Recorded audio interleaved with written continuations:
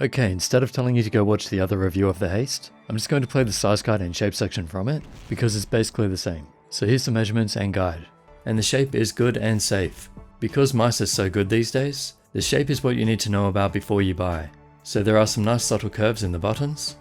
There is a gap between them and the shell, but it feels okay. It's a symmetrical design with buttons on the left only, and there are no holes on the sides, which are well shaped except they flare out a little at the base. In a way this is good for stability, in another way it doesn't actually give as much grip.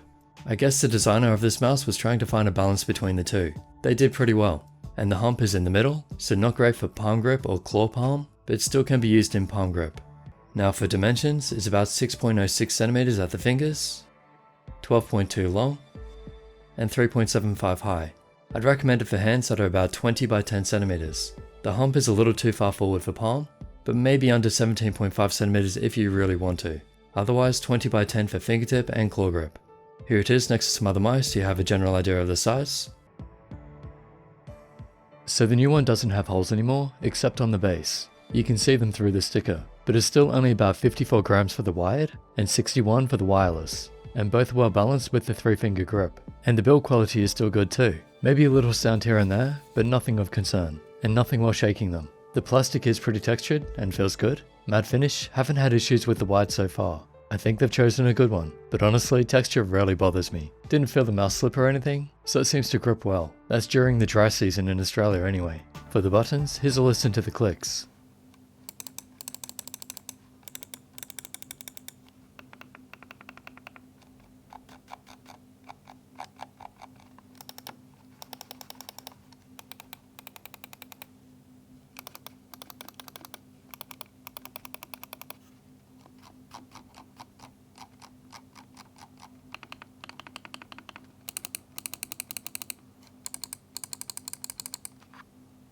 Left and right have a fairly loud snap to them, requiring a bit more force than I'm used to. Fine in first-person shooters, of course, but maybe something MOBA players will be concerned about. The wheel is well tensioned and not too loud. Had a few limbo jumps in game, but that's pretty standard. And the side buttons have good travel, not too loud either. So pretty good, but not as crisp as some others. Overall, the buttons are decent, pretty happy with them.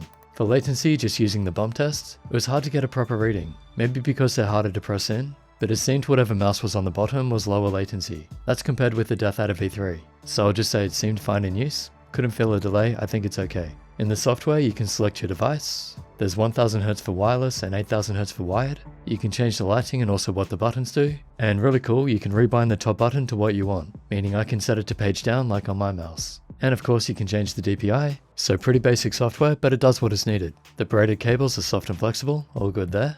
And the skates are fine too. For these kinds of mice, the price is pretty low. However, now it's time for the bad news as we talk about the sensors. It's hard to show this at 60 frames, but it is pretty noticeable on 240Hz. When comparing with the Death Adder V3, the HyperX implementation of the sensor here seems like it stutters. For the most part, the wired was fine in game, but the wireless had issues with jumping around and not tracking. I worked out that it seemed to be because of my wireless keyboard and headphones, so I think they need to work on the wireless interference factor. I updated the firmware, and now the mouse sensor doesn't even work. It actually bricked the mouse. I haven't had that happen in ages. So yeah, be careful updating the firmware on these. Maybe don't do it until we confirm it's fine. There's so much that goes into the top-end gaming mice. It's easy for things to go wrong. Razer have done an amazing job with their products, and they're top tier from the amount of money they invested in it. As much as I want to support other companies to inspire healthy competition, I also want to make sure I'm giving good recommendations. And that brings us to the conclusion. These mice have a shape and weight I tend to aim quite well with. They're solid.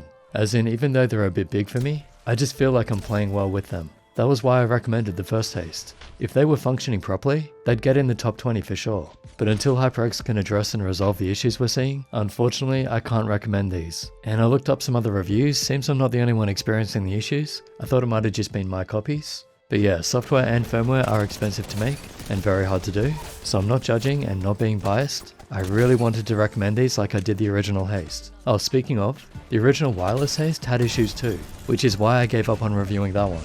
The wired copy of the Haste 2 doesn't seem to have a major issue, it just could be better.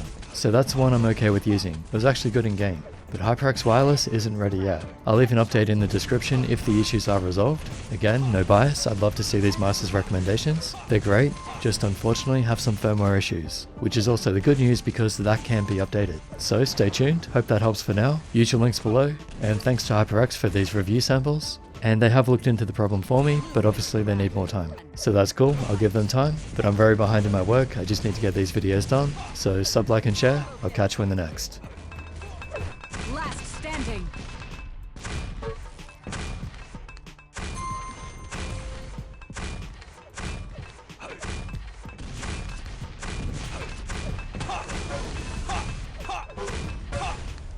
Blue wins the round.